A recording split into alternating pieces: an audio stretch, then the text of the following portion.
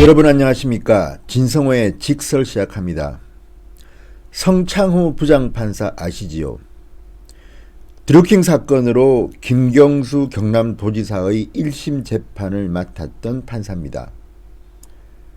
성창호 부장판사가 당시 김경수 지사에게 법정 구속을 시키자 난리가 났었습니다. 문재인 지지자들은 신상을 털며 성창호를 공격했습니다. 여당인 민주당도 국회의원들이 앞장서서 성창호 판사를 비토하고 공격하기 시작했습니다. 정말 삼권 분립된 나라에서는 보기 드문 야만적인 광경들이었습니다. 성창호 판사는 이런저런 이유로 이미 재판에서 배제된 상태입니다. 그런데 대법원이 다시 성창호 부장판사에 대해서 징계를 요청한 것으로 알려졌습니다. 앞으로 성창호 판사의 앞날은 어떻게 될까요? 법복을 벗을지도 모르겠습니다. 이미 기소돼서 재판도 받아야 합니다. 물론 대법원은 법과 원칙에 의해서 성창호 부장판사를 징계 절차에 올렸다고 말할 수 있을 겁니다. 그리고 성창호 부장판사가 과거에 판사로서 해서는 안 될 일을 했다는 물증이 있고 그것이 법원 판결에 의해서 이루어진다면 그럴 수도 있겠습니다. 그렇지만 저는 묻고 싶습니다. 지금 대한민국 법원에서 행해지는 이 인민재판 같은 일들이 정말 법과 원칙만 따져서 하는 일들입니까? 지금 법원 주변에서는 공포정치라는 말이 나옵니다. 적어도 법원은 정치 권력과는 독립적으로 운영되어야 하는데 문재인 정권의 코드에 맞춰서 대법원이 춤을 추고 있다는 비판이 여기저기서 나오고 있습니다. 성창호 부장판사는 상당히 판사로서의 능력이 출중해서 엘리트 코스만 밟아온 판사로 알려져 있습니다. 물론 엘리트 코스를 밟은 유능한 판사라고 해서 법을 어겨도 된다는 말은 아닙니다.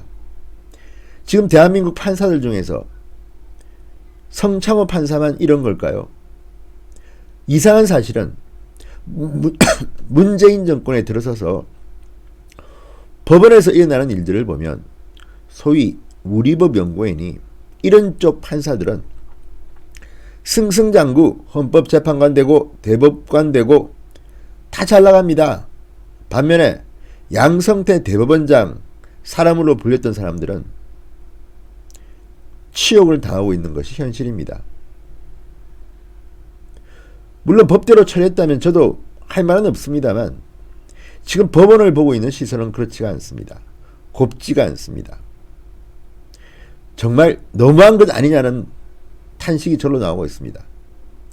이미 문재인 정권은 헌법재판소와 대법원에 진보 성향의 판사로 불리는 우리법 연구회 출신 등 과반수 이상을 꽂았다고 분석되고 있습니다. 그런 와중에 이제 김경수 법정 구속시킨 성창호는 정말 인생의 일대 위기를 맞고 있습니다. 김경수 경남지사의 1심 재판을 맡아서 유죄 판결과 함께 법정 구속까지 시켰다는 그 이유 때문입니까? 대법원이 사법행정권 남용 의혹과 관련해서 징계를 청구한 현직 판사 10명에 성창호 부장판사가 포함된 것으로 알려졌다고 여러 언론들이 보도하고 있습니다. 성창호 부장판사는 2016년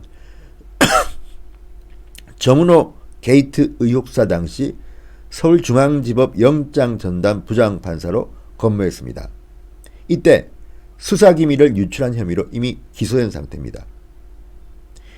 김명수 대법원장은 고등법원 부장판사 3명, 지방법원 부장판사 7명 등 현직 법관 10명에 대해서 법관징계위원회에 징계를 청구했습니다. 이민걸 전 법원행정처 기획조정실장, 현 고법부장판사입니다. 서울고법부장판사인데 어쨌든 양승태 대법원장 시절에 대법원 또는 법원 주변에서 핵심적인 역할을 했던 사람들이 많이 포함되어 있습니다. 성창호 부장판사와 함께 영장전담 부장판사로 일했던 조의연 부장판사도 징계 청구 명단에 포함되어 있다고 합니다. 자, 이런 것들을 보면 정말 세월이 한쌍합니다. 검찰은 지난 3월 현직 법관 8명을 재판에 넘겼습니다. 대법원은 이들 가운데 이미 징계를 받았거나 징계시효가 지난 3명을 제외하고 나머지 5명을 모두 징계 대상에 포함시켰습니다. 근데 문제는 재판을 받고 있는 법관들을 징계위원회에 회부하는 것이 맞느냐는 지적도 나오고 있다는 겁니다.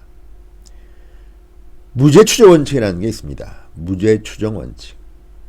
재판을 받아봐야 합니다.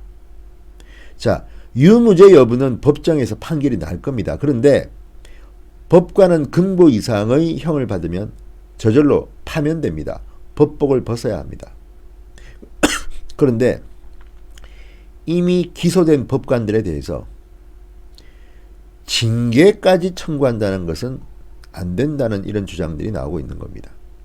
자, 법원 판결을 보고 해도 되는데 이렇게 급하게 하는 이유가 뭐냐? 형사사건의 결론도 나오지 않았는데 징계를 청구하는 이유가 뭐냐? 이런 말들이 나오고 있는 겁니다. 김경수 지사를 구속시켜서 그런 겁니까? 그래서 성창호 부장판사 때문에 다른 판사들도 혹시 도매급으로 같이 넘어간 건 아닙니까? 이런 지적들도 나오는 게 현실입니다.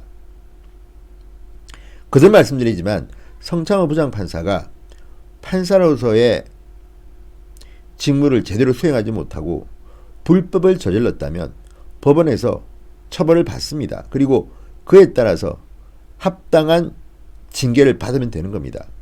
금고 이상의 형을 받으면 자동적으로 판사직을 떠나게 됩니다. 그런데 이렇게 서둘러서 하는 게 뭔지 법원에서는 일부 판사들을 중심으로 부글부글 끓고 있습니다. 자, 지난해만 하더라도 김명수 대법원장이 6월 달에 징계를 청구했지만 결과는 반년 뒤에 나왔습니다.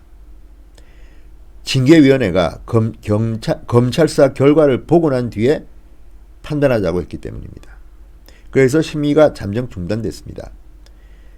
자, 이번 징계 청구에는 두 가지 부류가 있습니다. 재판을 받고 있는 사람, 또 재판에 넘겨지지 않은 현직 법관.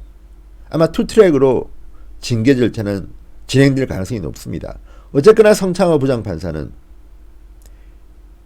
강압적으로 바로 패스트트랙도 아니고 빨리 징계할지 아니면 재판 결과를 보면서 천천히 할지는 모르겠습니다. 어쨌든 성창호 부장판사는 이걸 탄압이라 해야 될지는 잘 모르겠습니다. 솔직히 저는 팩트에 근거해서만 이야기합니다.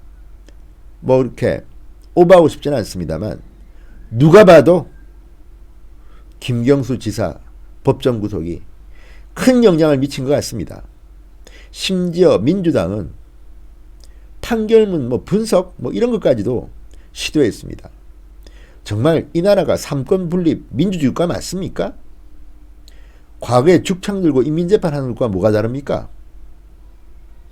대한민국 사법부가 시들어가고 있습니다. 죽었다고 말하고 싶지는 않습니다.